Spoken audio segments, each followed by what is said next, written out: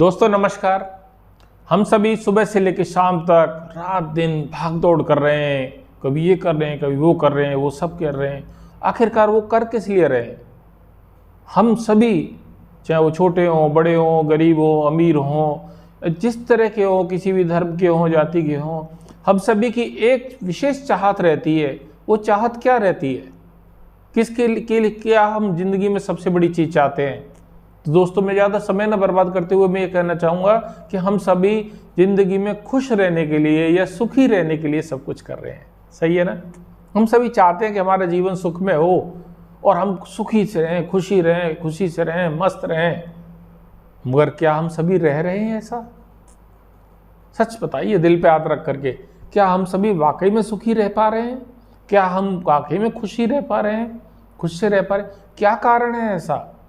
कैसी चीज़, कौन सी चीज़ है जो हमें सदा खुशी रख सकती है? क्या ऐसी बातें हैं? तो आज इस वीडियो में हम थोड़ा सा यही बातें करेंगे कि आखिरकार हम खुश कैसे रह सकते हैं। जो मुझे लगा, समझ में आया, वही मैं आपके सामने चर्चा करूँगा। उम्मीद है बातें समझ में आएंगी, कुछ अच्छी लगेंगी, है ना? तो दोस्तों, तो कहते हैं कि खुशी रहने की अगर मेरे से कोई पूछे तो एक ही चाबी है। वो कौन सी चाबी है वो मैं बताऊंगा, मगर पहले एक कहानी सुन लेते हैं हम कि आखिरकार लोग दुखी क्यों हैं। जैसे गुरु नानक देव जी महाराज ने कहा है कि कोई तो तन मन दुखी, कोई चित्त उदास, एक न एक दुख सबन को सुखी। सुखी कौन है? तो आज वो भी चर्चा करेंगे कि सुखी कौन है। गुरु नानक देव जी महाराज जी कहते हैं एक बार कि तन दर दुखिया सब ही देखा, कोई न देखा सुखिया। तो सुखिया कौन है ना? नानक दुखिया सब संसार, सो सुखिया वो कौन सा आधार?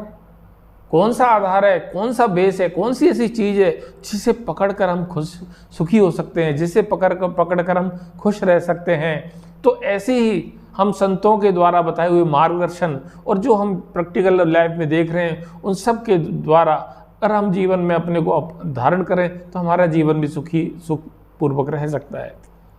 तो दोस्तों, एक कहानी सुन लेते हैं कि क्या वाकई में हमारा दुख है क्या? मैं एक कहना चाहूँगा कि मैं ये कहना चाहूँगा, क्या बताऊँ, कि मैं आपसे पूछना चाहता हूँ कि ये बताइए कि कोई व्यक्ति जो बेड पे पड़ा हो, जो बैठ नहीं सकता हो, डॉक्टरों ने मना कर दिया हो कि इसको बैठाना नहीं है, वो करवट नहीं ले सकता हो, उसको मना कर दिया हो कोई भी अन्न खाने के लिए कि इसको गेहूं नहीं देना है, जौ नहीं देना है, दाल नहीं देनी, कुछ भी नहीं देना है ना, प्रोटीन विटामिन कुछ भी नहीं देना है, इसको मात्र एक दूध देना है बस। और वो खुद शौच नहीं कर सकता, खुद बोल नहीं सकता, कुछ कह नहीं सकता, कोई इशारे नहीं कर सकता, ऐसा व्यक्ति, और वो व्यक्ति हर वक्त बेड में पड़ा रहता है। तो उस व्यक्ति को आप क्या बोलोगे? संसार का सबसे दुखी व्यक्ति बोलोगे या नहीं बोलोगे? मैं समझता हूं क्यों नहीं बोलेंगे, जब इतनी सारी कैरेक्टरिस्टिक्स बता दिए, इतने लक्षण बता दिए कि भाई न वो खा सकता है, न बोल सकता है, न बोल सकता है, न समझ सकता है, न समझा सकता है अपनी बात को, और वो कोमा में भी नहीं है, मगर वो फिर क्या कारण है? तो क्या वो तो बिल्कुल दुखी होना चाहिए? मगर ऐसा नहीं है दोस्तों। वो व्यक्ति सर्वाधिक खुशी व्यक्ति भी हो सकता है। ध्यान करिए आप एक ऐसे बच्चे का जो आपके आसपास में अपने घरों में भी देखे होंगे, 4-5 महीने के बच्चे जो बैठ नहीं सकते, जो उठ नहीं सकते, करवट नहीं ले सकते, जिनको दूध के सिवा हम कुछ दे नहीं सकते, दलिया भी नहीं दे सकते, खिचड़ी भी नहीं दे सकते, एक मीठे के सिवा कोई स्वाद वो समझते नहीं है, बैठना वो जानते नहीं, करवट वो जानता नहीं, बोलना नहीं जानते, शौच वो जानते नहीं, कुछ भी वो जानते नहीं है, और फिर भी वो खिलखिलाते रहते हैं, हंसते रहते हैं। एक बार मेरी पोती, नातनी बोलते हैं जिसको, ग्रैंड डॉटर, तो वो मैं उसको खिला रहा था, 4-5 महीने की, भगवान की कृपा से वो हंसती रहती है, तो मैंने एक दिन सोचा कि यार ये हंसती क्यों रहती है इस वक्त, हर वक्त हंसती रहती है। तो मैंने सोचा मन ही मन में, यार ये हर वक्त हंसती क्यों रहती है? तो दोस्तों फिर मैंने सवाल कहा कि मेरा सवाल ही गलत है, वो हंसती नहीं रहती है, हम रोते क्यों रहते हैं। सवाल ये होना चाहिए कि हम रोते क्यों रहते हैं, क्या वजह है जो रोते रहते हैं। उस बच्चे को कोई वजह नहीं मिल रही है रोने की, मगर हम इतने बड़े हैं जिनको खाने की आज़ादी, पहनने की आज़ादी, जाने की आज़ादी, घूमने की आज़ादी, फिरने की आज़ादी, हर किसी की तरफ की आज़ादी, हर चीज़ की आज़ादी, हर सुविधा, हर स्वाद चख सकते हैं, कहीं कुछ भी कर सकते हैं, खूब पैसा है और पद भी है, सब कुछ है, मगर फिर भी हम रोते रहते हैं। क्यों रोते रहते हैं, क्या कारण है, कभी विचार किया आपने? बिल्कुल विचार किया। तो वो कहते हैं क्यों कि हम रोने का कारण एक ही है, अपने आप में अभाव महसूस करना, किसी चीज़ की कमी महसूस करना, किसी की इच्छा कामना पैदा करना, जो कामना वो कामना पूरी नहीं हो तो हम सोचते हैं कि ये तो चीज़ ठीक नहीं, फिर हम रोने लग जाते हैं, हम दुखी होने लग जाते हैं। तो ये जो हमारी जो मनोदशा है, ये रोने का कारण है। स्थितियाँ वही रही हैं, उस बच्चे से ज़्यादा बुरी नहीं है हमारी स्थितियाँ, मगर बच्चा हंसता रहता है क्योंकि वो नहीं जानता है, अभी वो नहीं जानता है तुलना करना, वो नहीं जानता है दुनियादारी, वो नहीं जानता है कंपटीशन, वो नहीं जानता है घृणा, वो नहीं जानता है कि बैठने का आनंद क्या होता है। मगर हम सब कुछ जान के हैं और जानबूझ के हम क्या बैठे, अनजान बने हैं। तो दोस्तों तो यही कहते हैं कि रहीम साहब ने कहा है कि गोधन गजधन बाजधन और रतनधन खान, हमारे पास सारा धन है, सारी सुख सुविधाएं हैं, मगर क्या चीज़ नहीं है वो बता रहे हैं कि गोधन गजधन बाजधन और रतनधन खान, जब आवे संतोष धन सब धन धूर समान। संतोष रूपी धन जब हमारे पास आएगा तो सारा धन धूर समान हो जाएगा, मिट्टी के समान लगेगा जब संतोष रूपी धन होगा। और संतोष रूपी धन न होने की वजह से हम दुखी हैं, हम परेशान हैं, हमें संतोष नहीं है। कहते हैं संतोषी सदा सुखी, एक ही फॉर्मूला है सुखी रहने का, संतोषी सदा सुखी। और दुख रहने का तो यही है असंतोषी, जो संतोष नहीं, असंतोषी सदा दुखी, संतोषी सदा सुखी, असंतोषी सदा दुखी। आप कहोगे कहना तो बहुत आसान है, बिल्कुल कहना आसान है, मगर करना पर उपदेश कुशल बहुत तेरे, बहुत नहीं तो थोड़े थोड़े। तो दूसरों को उपदेश देना आसान है, मगर दूसरों को उपदेश देना की बात नहीं है, हमें अपने जीवन में उतारना क्या बहुत मुश्किल है क्या, ये हमें थोड़ा विचार करना चाहिए दोस्तों। तो दोस्तों यही तो कहते हैं कि नानक साहब कहते हैं कि कौन सुखी है, सच में सुखी कैसे होता है। क्योंकि जो हमारा जो मन है वो बहुत चंचल है। मन हमारा एक इच्छा पूरी नहीं होती जब तक दूसरी इच्छा भेज देता है, तीसरी भेज देता है, चौथी भेज देता है, और वो चंचल रहता है। तो मन काबू में नहीं होता, और मन काबू में नहीं होने की वजह से हमारी इच्छाएं बढ़ती जाती हैं, और हमारी बहुत सारी काम क्रोध लोभ मोह अहंकार ये सारी चीज़ें बढ़ती रहती हैं, घटती नहीं हैं, और इसके कारण हम दुखी होते रहते हैं। तो क्या ऐसा किया जाए कि हम सुखी रहें?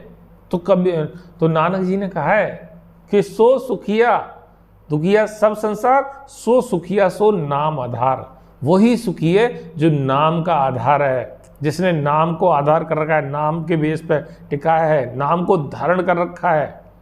तो नाम जो नाम जप रहा है, कलयुग केवल नाम आधारा, सुमिर सुमिर नर उतरई पावरा। वही लोग सुखी हैं जो नाम को सुमिर रहे हैं। मेरी 4-5 वीडियो लगातार नाम पे आ रही हैं, और आ रही हैं, परमात्मा की कृपा होगी। तो उस नाम के लिए ही कह रहे हैं गुरु नानक देव जी बात।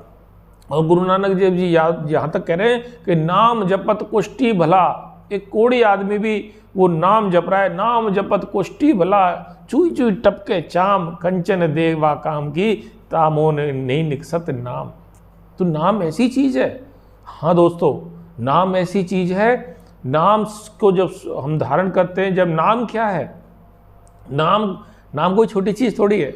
नाम तो परमात्मा की शक्ति है, नाम तो परमात्मा का जीवित रूप है। जागृत देखे जाति रूप हैं दो, ज्योति और श्रुति। नाम के 2 जाति रूप हैं, ज्योति और श्रुति।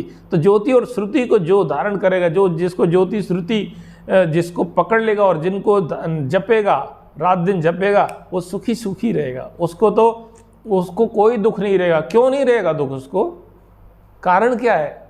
अरे कारण ये है कि वो नाम, जब सोचो आप कि मन होता ही शांत नहीं है। मन किसी चीज़ से शांत नहीं होता है। दुनिया की कोई भी ऐसी चीज़ है जो मन को शांत कर सके? मन सिर्फ एक ही है, धुन सुनकर मन समझाई रे। मन सिर्फ धुन सुनने से ही शांत होता है। धुन कौन सी? जो नाम में जो श्रुति आती है, जो रोशनी है, जो परमात्मा का जाति रूप। जब आंख बंद करके ध्यान करते हैं और जब कोई परमात्मा की रोशनी की उसको पकड़ते हैं और उसके ऊपर ध्यान करते हैं, या धुन को जो अनहद नाद है वो बज रहा है, सभी के अंदर बज रहा है, बस उसको ढूंढना है, उसको पकड़ना है, उस तक पहुंचना है। और एक बार वो चालू हो गया तो वो कहते हैं, संत लोग कहते हैं, वो रुकने से नहीं रुकता है ना, हाथ है, चलता है, बिना किसी की आहत नहीं, अपने आप बज रहा है। वो आपके अंदर ब्रह्मांड में बताते हैं बज रहा है मेरे दोस्तों।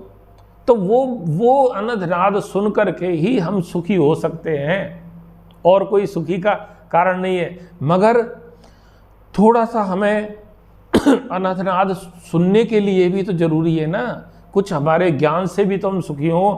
जो एक तो ज्ञान होता है, एक अनुभव होता है। ज्ञान क्या है? जो सत्संगों में हम सुनते हैं उनको अपने धारण करें।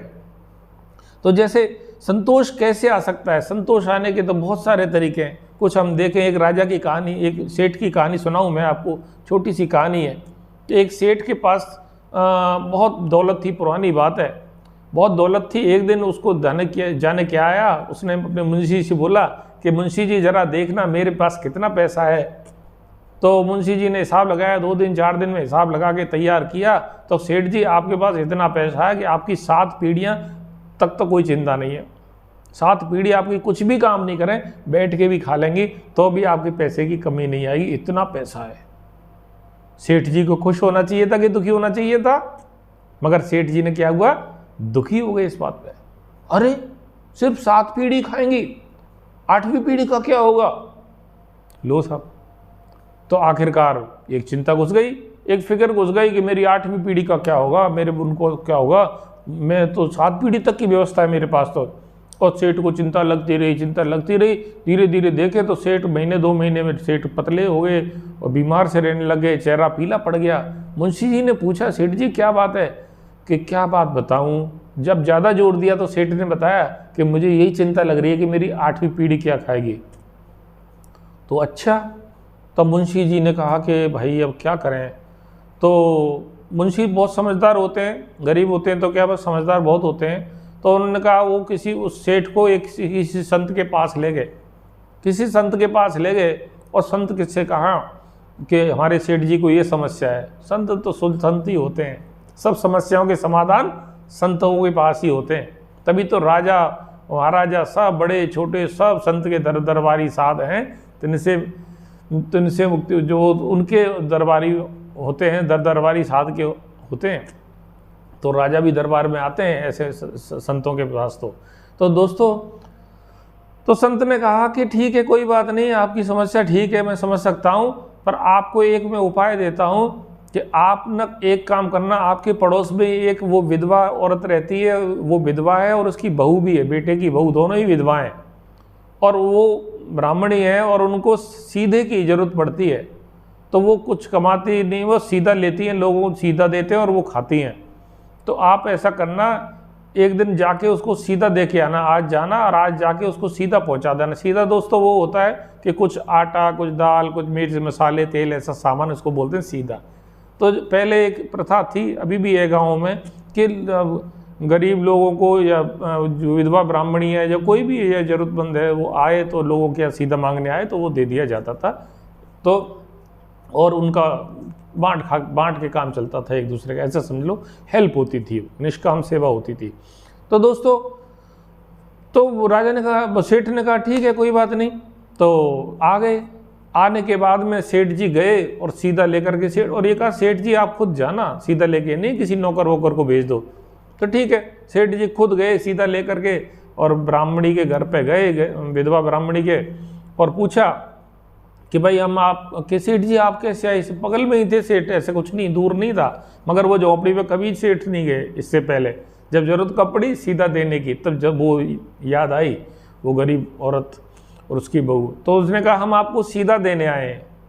अच्छा, तो सीधा देने आए, तो वो जो विधवा बुढ़िया औरत थी वो तो थी नहीं, उसकी बहू थी उस वक्त, वो कहीं गई हुई थी। तो बहू ने कहा कि जी सीधा देने आए वो तो ठीक है, पर आज हम आपका सीधा नहीं ले सकते। कि आप सीधा क्यों नहीं ले सकते? आप, मैं तो आपको बड़े भाव से देने आया हूँ, आप प्लीज़ मेरा सीधा ले लीजिए। तो उन्होंने कहा आज हम आपका सीधा नहीं ले सकते। तो कारण बताओ क्यों नहीं ले सकते? तो कि यूँ नहीं ले सकते कि आज शाम तक का सीधा हमारे पास आ गया है, हमें अब आज के लिए सीधे की कोई ज़रूरत नहीं है। तो कल काम आ जाएगा, रख लीजिए कि कल के लिए हम सीधा लेते नहीं है, हम एक दिन के लिए एडवांस सीधा लेते नहीं है। कल भगवान फिर देगा, जब कहीं से सीधा आएगा तो ले लेंगे या कहीं से ले आएंगे, मगर कल के लिए एक दिन का एडवांस हम नहीं करते, कल की चिंता हम नहीं करते। तो वो सेठ की आंखें खुली कि मैं तो 7 पीढ़ी की चिंता कर रहा हूं और ये तो एक दिन की भी चिंता नहीं कर रहे। तो दोस्तों क्या कहेंगे आप, कहीं हम भी तो ऐसा ही नहीं कर रहे? हम लोग कहते हैं कि बस पूछो होती, एक प्लॉट हो जाए, दूसरा हो जाए, तीसरा हो जाए, चौथा हो जाए, इतनी प्रॉपर्टी बना लें, इतना छोड़ जाएं, है ना, जैसे कि हमारे बच्चे तो निकम्मे ही होंगे, कुछ करेंगे ही नहीं, वो तो आगे की जनरेशन तो कुछ करेगी नहीं। अरे हमारे शास्त्रों में क्या लिखा है पता है आपको? क्या है हमारी हिंदू सनातन संस्कृति कि पूत कपूत तो क्यों धन संचय। अगर पूत सपूत और पूत सपूत तो क्यों धन संचय। पूत कपूत है तो धन संचने की जरूरत नहीं है, इकट्ठा करने की, वो उड़ा देगा। और पूत सपूत तो क्यों धन संचय, अगर सपूत है तो जरूरत नहीं है, वो खुद कमा लेगा। मगर हम दोनों ही सूरत में श्री कृष्ण भगवान ने कहा है कि जो धन का संचय कर रहे हैं, जो पीछे के पीछे भाग रहे हैं, वो लोग महापापी है। असली मेरे तो सही लोग वो हैं, और उससे ज़्यादा अच्छे वो हैं जो लोग खर्चा कर रहे हैं, जो इनकम आ रही है उसको खर्चा कर रहे हैं थोड़ा बहुत रख के। और मगर सबसे ज़्यादा अच्छे वो हैं जो धन आ रहा है, जो कमाई आ रही है, उसको सेवा में लुटा रहे हैं, सेवा कर रहे हैं, खूब लोगों का भला कर रहे हैं। कहते हैं कि वृक्ष कबू फल नहीं भके, नगदी न संचय नीर, परमारथ के कारण साधुन धरा शरीर। तो दोस्तों हमारे दुख का कारण हमारी मनोकामनाएं, हमारी इच्छाएं, हमारी तृष्णाएं, जो हमने फालतू में बेबुनियाद तरीके से बढ़ा रखी हैं और हम संतोष धारण नहीं कर रहे हैं। सही है ना, है ना? तो मैं समझता हूं कि अब हमें करना क्या चाहिए? तो करना सिर्फ एक ही चाहिए। अगर सत्संग की लाइन में कहूं तो किसी पूरे संत के पास जाकर के नाम दान लेना चाहिए, जो मैं अपना अनुभव बता रहा हूं। नाम दान लेने के बाद उस नाम को जपना चाहिए, और जब नाम जपेंगे तो क्या होगा? ये जो हमारा मन है, जो हम चाहते हैं कि हम ऐसे हो जाए, हम ज्ञान बहुत सुन लेते हैं, हमें खूब पता है कि ऐसा नहीं होना चाहिए, ऐसा होना चाहिए, मगर हमारा मन फिर भी शांत नहीं होता, तृप्त नहीं होता, निर्मल नहीं होता। तो नाम जपने से ही होता है। नाम के लिए तुलसीदास जी ने कहा है कि भाव कुभाव अनख आलसहु, नाम जपत मंगल दस दिसहु। भाव से, कुभाव से, अनख से, आलस से कैसे ही नाम जपोगे तो मंगल दस दिस दसहु, 7 दिशों दिशा में 10 डायमेंशन मंगल ही मंगल होंगे, भला ही भला होगा। तो नाम की इतनी महिमा है दोस्तों। तो नाम के बारे में कबीर साहब कह रहे हैं कि नाम जपने से मन निर्मल होता है। मैं बताऊं कोई युक्ति नहीं है दुनिया की जो आपके मन को निर्मल कर सके। आपके तो क्या, किसी के भी मन को, जब बड़े बड़े ऋषि मुनि हो गए, चाहे विश्वामित्र जी की बात ले लो, संत पाराशर ऋषि जी की बात कर ले लो, मैं उनकी कहानी सुना लेंगे, टाइम लग जाएगा। श्रृंगी ऋषि जो कि सिर्फ पत्ते खाते थे, वो भी डोल गए, वेश्या के साथ रहने लग गए। तो मैं ये कहना चाह रहा हूँ कि आखिर की ऐसी क्या वजह थी? एक ही वजह थी कि नाम नहीं था, नाम धारण नहीं किया था। तो नाम में ही वो शक्ति है। जब वो जो अनादनाद बजेगा, आप उसको सुनेंगे तो धीरे धीरे मन शांत होता जाएगा। और इसकी एक ही पहचान है कि आपका मन शांत और कोई दुनिया की चीज़ कर नहीं सकती। तो मैं ये कहना चाहूँ कि अच्छे संगत में रहें, अच्छे साहित्य पढ़ें, अच्छे लोगों के साथ बैठें और पूरे संत से नाम की लें, कमाई करें, तो फिर मंगल ही मंगल है। और फिर जब मन निर्मल हो जाएगा तो क्या होगा? बताओ? कबीरा मन निर्मल भया, जैसे गंगा नीर। जब हमारा मन निर्मल हो जाएगा तो पाछे पाछे हरि फिरे, कहते कबीर कबीर। तो फिर हरि पीछे पीछे फिर जाएगा। क्यों नहीं फिरेगा हरि? अरे भाई, हम हरि को नहीं ढूंढ रहे, हरि हमें ढूंढ रहा है। ढूंढ क्या रहा है? ढूंढने की बात क्या है? मतलब हरि हमें तराश रहा है। हरि को तो पता है हम आत्मा है और वो परमात्मा है, एक उसके बेटे हैं, हम पुत्र हैं, अंश हैं। ईश्वर अंश जीव अविनाशी, चेतन अमल सहज सुखराशि। हमें नहीं पता, उसको तो पता है। तो वो हमें तैयार कर रहा है, वो हमें क्या कर रहा है?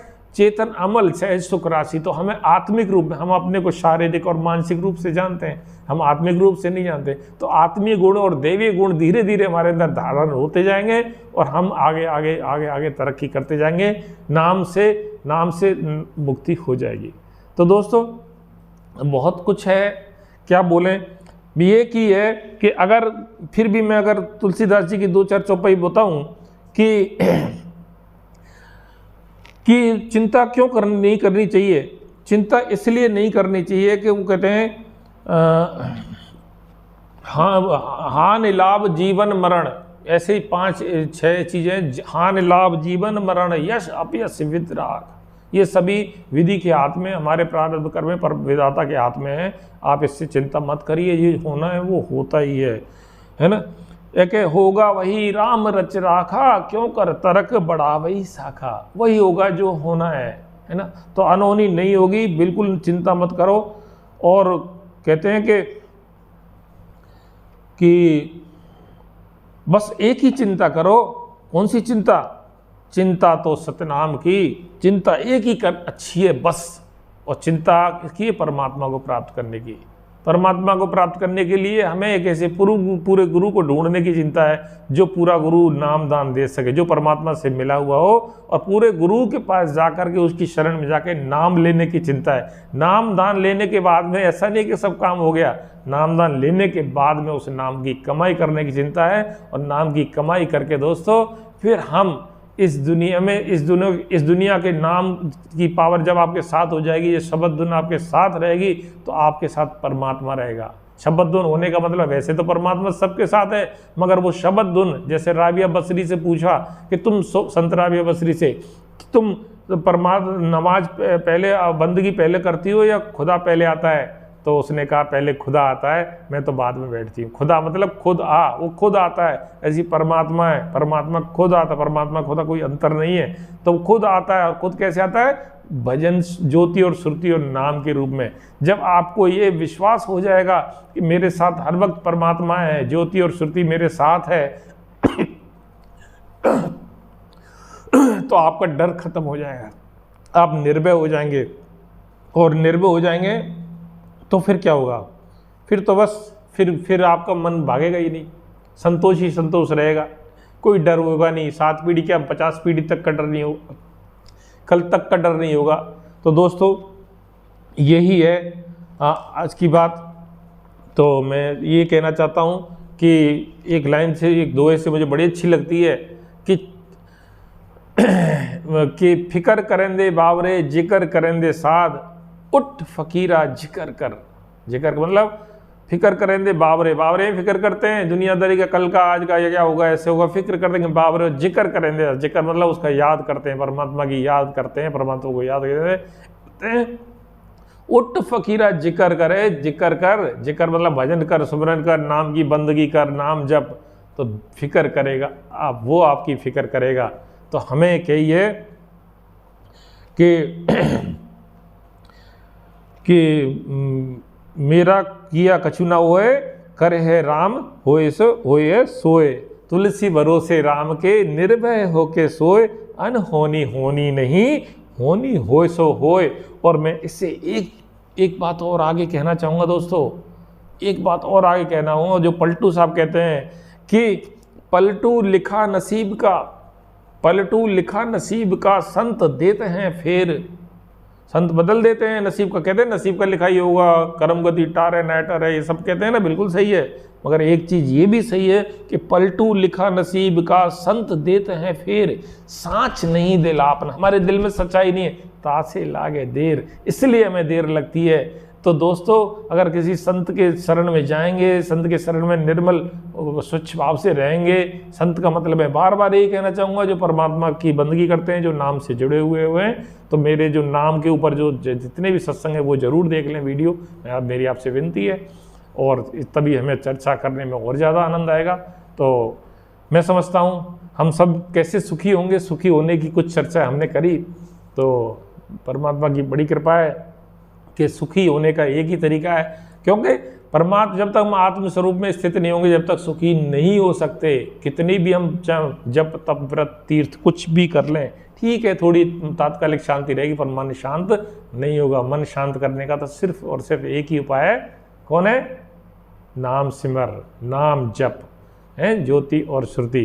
तो दोस्तों, ये वीडियो आपको बहुत बहुत नमस्कार। वीडियो में एंड तक बने रहे। आप जो सुन रहे हो तो वीडियो बहुत देर तक देखना छोटी बात नहीं है, बड़ा हो ही जाता है। मैं तो कितनी कोशिश करता हूँ, जो परमात्मा की इच्छा है, जो सुनेगा सुनेगा। मेरा काम तो यही है कि मैं तो वो परमात्मा की रजा में खुश रहना। तो ये वीडियो आपको कैसा लगा ज़रूर बताइए। अगर आपने मेरा चैनल अभी सब्सक्राइब नहीं किया तो कर लीजिए प्लीज़, है ना, और लाइक और शेयर भी कर देना अच्छा लगे तो चलो फिर मिलते हैं किसी वीडियो में। और जब तक क्या रहना है? मस्त रहना, सुखी रहना, खुश रहना है, एंजॉय करना है, बिल्कुल टेंशन नहीं रहना। मस्त रहो, स्वस्थ रहो, आपका परमात्मा के प्रति प्रेम बढ़ता रहे। मेरी आपसे यही, परमात्मा से यही कामना है। नमस्कार।